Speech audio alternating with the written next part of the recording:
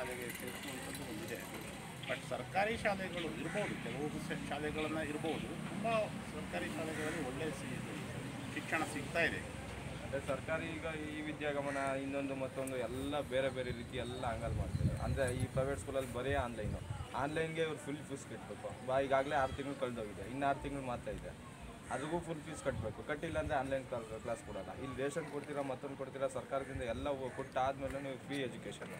ಅದರಿಂದನೂ ಏನಾದರೂ ಇರಬಹುದಾ ದಾಖಲಾತಿ? ಅಲ್ಲ, ದಾಖಲಾತಿ ಮಾಡೋದು ಪೋಷಕರ ವಿವೇಚನೆಗೆ ಬಿಟ್ಟದ್ದು.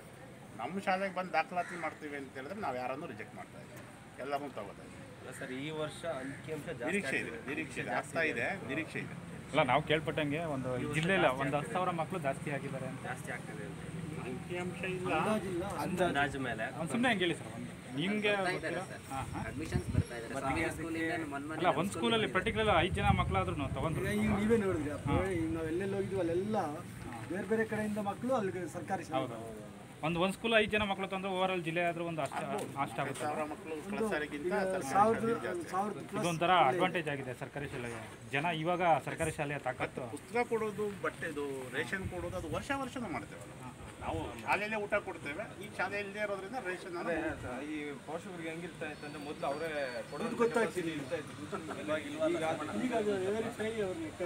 ಇವಾಗ ಕೊರಳಿ ಕರ್ನಾಟಕಕ್ಕೆ ಹೋಗಿ ಅಲ್ಲೊಂದು ಸಾಹೇಬರು ನಮಗೆ ಇದು ತುಂಬ ಚೆನ್ನಾಗಿ ನಾವು ಈ ಮಟ್ಟಕ್ಕೆ ಎಕ್ಸ್ಪೆಕ್ಟ್ ಮಾಡಿರಲಿಲ್ಲ. ಮಕ್ಕಳಿಗೆ ಇಷ್ಟು ಚೆನ್ನಾಗಿ ರೀಚ್ ಆಗ್ತದೆ ಅಂತ ನೋಡಿ. ಈಗ ಅಟ್ಲೀಸ್ಟ್ ಒಂದು ಮೇಷ್ಟ್ರು ಬಂದು ಒಂದು 10 ಮಕ್ಕಳ ಹತ್ರ ಮಾತಾಡ್ಕೊಂಡು ಹೋದರೆ ಅದೊಂದು ಲಿಂಕ್ ಇರ್ತದೆ. ಆ ಲಿಂಕು ಮೇಂಟೈನ್ ಮಾಡ್ತಾ ಇದ್ವಿ. ಇದೇನೋ ಸ್ಕೂಲ್ಗೆ ಪ್ಯಾರಲಲ್ಲಿ ಏನಲ್ಲ, ಸ್ಕೂಲ್ನಲ್ಲಿ ಕಳಿಸುವಷ್ಟೆಲ್ಲ ಇಲ್ಲಿ ಕಲಿಸ್ತೀವಿ ಅನ್ನೋದು ಏನಲ್ಲ ನಮ್ಮ ಉದ್ದೇಶ. ಮಕ್ಕಳನ್ನ ಸುಮ್ಮನೆ ಬಿಟ್ಬಿಟ್ರೆ ನಮಗೆ ಗೊತ್ತಾಗಲ್ಲ ಮಕ್ಕಳು ಏನು ಮಾಡ್ತವೆ. ಎಂಗೇಜ್ ಇರಬೇಕು, ಕಂಟಿನ್ಯೂಟಿ ಇಟ್ಕೊಂಡಿದೆ ಸರ್. ಆ ಆ್ಯಂಗಲಲ್ಲಿ ಒಂದು ಬೈಟ್ ಕೊಡ್ತೀವಿ ಸರ್. ಏನಂತಂದರೆ ಈ ಆ್ಯಂಗಲ್ ಕೊರೋನಾ ಎಫೆಕ್ಟಿಂದ ಗಣನೀಯ ಪ್ರಯೋಗಗಳು ದಾಖಲಾತಿ ಜಾಸ್ತಿ ಆಗ್ತಿದೆ ಸರ್ಕಾರಿ ಶಾಲೆಗಳಲ್ಲಿ. ಅಂದರೆ ಪೋಷಕರಲ್ಲಿ ಅಂದರೆ ಆರ್ಥಿಕತೆ ಬಿದ್ದೋಗಿದೆ. ಅದೆಲ್ಲ ನಾವು ಹೇಳೋದಲ್ಲ. ಒಟ್ಟು ಸರ್ಕಾರಿ ಶಾಲೆಗಳಲ್ಲಿ ದಾಖಲಾತಿ ಈ ವರ್ಷ ಗಣನೀಯವಾಗಿ ನಮ್ಮಲ್ಲಿ ದಾಖಲಾತಿ ಆಗ್ತಾ ಇದೆ. ದಾಖಲಾತಿ ಪ್ರಮಾಣ ತುಂಬ ಚೆನ್ನಾಗಿ ಆಗ್ತದೆ. ನೀವೇನು ಅಂಕಿಅಂಶ ಕೊಡಬೇಡಿ, ನಾವು ಕೋಟ್ ಮಾಡ್ಕೊಂತೀವಿ. ನಾವು ಇಷ್ಟು ಆಗಿರ್ಬೋದು ಅಂತ ನಾನು ಹೇಳ್ತೇವೆ. ಯಾಕಂದರೆ ನೀವು ಇನ್ನೂ ನಮಗೆ ಪಕ್ಕ ಅಲ್ಲ, ಭಾಳ ಸುಧಾರಣೆ ಇದೆ ಸರ್. ನಮ್ಮ ಮನೆ ಪಕ್ಕದಲ್ಲಿ ನಾವು ಪ್ರೈವೇಟ್ ಸ್ಕೂಲಲ್ಲಿ ಹೋಗ್ತಾ ಇದ್ದು. ಈಗೆಲ್ಲ 6 ತಿಂಗಳಿಂದ ಯಾರು ಕೆಲ್ಸಕ್ಕೆ ಹೋಗಿಲ್ಲ, ಯಾರು ಎಲ್ಲಿಂದ ಆಗ್ತದೆ ಇಲ್ಲ. ಬರೀ ಅವ್ರು ಆನ್ಲೈನ್ ಕ್ಲಾಸ್ ಮಾಡೋದಕ್ಕೆ ಅಷ್ಟೊಂದು ಫೀಸ್ ಮಾಡ್ತಾರೆ. ಮತ್ತು ಜಿಲ್ಲೆಯಲ್ಲಿ ಕೆಲವು ಖಾಸಗಿ ಸಂಸ್ಥೆಗಳು ಕೂಡ ಸ್ಟಾರ್ಟ್ ಮಾಡಿದ್ದಾರೆ ಸರ್ ಇದೇ ಥರ. ಅಂದರೆ ಗೌಪ್ಯವಾಗಿ ವಿಶೇಷ ಯಾರಿಗೂ ಹೇಳಿದಾಗಿದೆ. ಇಲ್ಲಿ ಭಾಳ ಇಂಪಾರ್ಟೆಂಟಾಗಿ ಏನು ಅಂತ ಹೇಳಿದ್ರೆ ಮಗುನ ಮೂವ್ ಮಾಡ್ಸೋಂಗಿಲ್ಲ, ಮತ್ತು ಕ್ರೌಡ್ ಮಾಡೋಂಗಿಲ್ಲ. ಸೋಷಿಯಲ್ ಡಿಸ್ಟೆನ್ಸ್ ಇಟ್ಟುಕೊಂಡು ಖಾಸಗಿ ಶಾಲೆಯವರು ಏನು ಮಾಡಬಾರ್ದು ಅಂತ ಏನಿಲ್ಲ. ಅವ್ರ ಶಾಲೆ ಓಪನ್, ಈಗ ನಾವು ಅಷ್ಟೇ ಶಾಲೆ ಓಪನ್ ಅಲ್ಲ, ಮತ್ತು ಮಕ್ಕಳನ್ನು ಒಟ್ಟುಗೂಡಿಸೋದಿಲ್ಲ. ಕೋವಿಡ್-19 ಮುನ್ನೆಚ್ಚರಿಕೆಯ ಎಲ್ಲ ಕ್ರಮಗಳನ್ನು ತಗೊಂಡು ಮಕ್ಕಳು ಇದ್ದಲ್ಲಿಗೆ ಶಿಕ್ಷಕರು ಹೋಗ್ತಾ ಇದ್ದೇವೆ. ನೋಡಿ, ಇವಿಷ್ಟು ಮಕ್ಕಳು ಇದೇ ಊರಿನವೇ. ಸೊ ಇದೇ ಥರ ಯಾವುದೇ ಒಂದೂರಿನಿಂದ ಇನ್ನೊಂದೂರಿಗೆ, ಈಗ ಈ ಊರಿನಲ್ಲಿ ಆ ಊರಿನ ಮಕ್ಕಳು ಈ ಊರಿಗೆ ಕರೆಸಿ ಒಟ್ಟಿಗೆ ಪಾಠ ಮಾಡ್ತೀವಿ, ಇಲ್ಲ ಆ ಥರ ಇಲ್ಲ.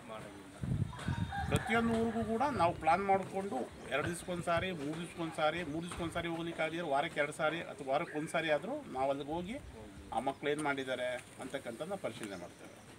ಸೊ ಅದನ್ನು ಗೌಪ್ಯವಾಗಿ ಮಾಡುವಂಥದ್ದು ಏನಿಲ್ಲ. ಖಾಸಗಿ ಶಾಲೆಯವರು ಕೂಡ ಭಾಳ ಸ್ಪಷ್ಟ ಇದೆ ಸುತ್ತೋಲೆ.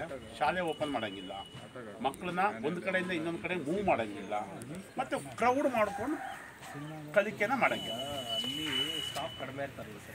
ಸ್ಟಾಫ್ ಕಡಿಮೆ ಇದ್ದಾಗ ಓವರಾಲ್ ಹಳ್ಳಿಗಳಿಗೆಲ್ಲ ಜಾಸ್ತಿ ಸಿಗಲ್ಲ. ಒಂದು ಏರಿಯಾಕ್ಕೆ ಲೊಕೇಶನ್ ಕೊಡ್ತಾರೆ, ಒಂದು 15-20 ಜನ ಮಾಡ್ತಕ್ಕಂಥದ್ದು ಸೇಮ್ ಕಂಪ್ಲೀಟ್ ಮಾಡ್ತಾರೆ. ಒಂದು ಊರಿನಿಂದ ಇನ್ನೊಂದು ಊರಿಗೆ ಮಕ್ಕಳನ್ನ ಮೂವ್ ಮಾಡೋಂಗಿಲ್ಲ. ಕಂಡು ಬಂದಿರೋದನ್ನ ಕೇಳ್ತಾ ಇರೋದು. ಅವ್ರಿಗೊಂದು ಲಘು ಆಯ್ತು 18 ಅವರಲ್ಲೇ ಅದಕ್ಕೆ ಅಲ್ಲೇ ತಗೊಂಡ್ರ ಅಲ್ಲಿ ಶಿವಪುರದಲ್ಲಿ ತೊಗೊಂಡ್ಬಿಡಲ್ಲ. ಇನ್ನೊಂದು ಸಿಂಗಲ್ ಇಲ್ಲಿ ಸಿಂಗಲ್ ತೊಗೊಂಬಿಡು.